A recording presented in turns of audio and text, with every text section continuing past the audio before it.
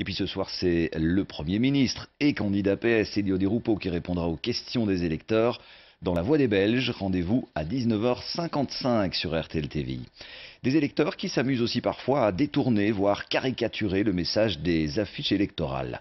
Exemple avec ce groupe de jeunes verviétois qui souhaitent interpeller les candidats et les électeurs. Une méthode pas toujours légale qui explique qu'ils témoignent à visage caché dans ce reportage signé Vincent Jamoul et David Muller.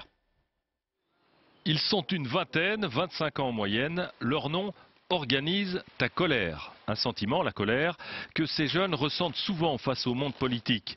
Derrière leurs actions, le plus souvent menées la nuit, il y a toujours la même idée.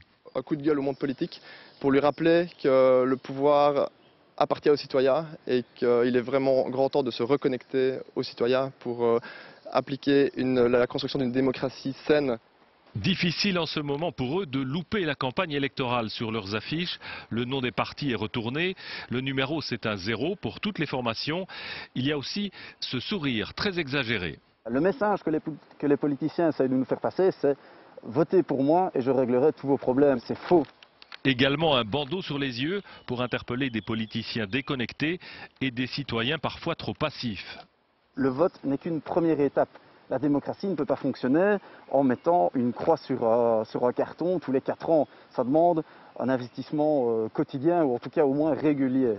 Un détournement d'affiches plutôt sympathique avec en plus un message d'espoir à l'attention des principaux partis politiques. Nous estimons qu'ils ont une capacité de réadaptation également en fait et de remise en question, clairement. Organise ta colère, c'est aussi alerter le citoyen face aux messages de certains partis.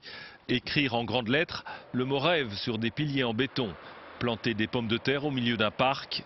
Pas de doute, l'idéalisme en Belgique est bien vivant.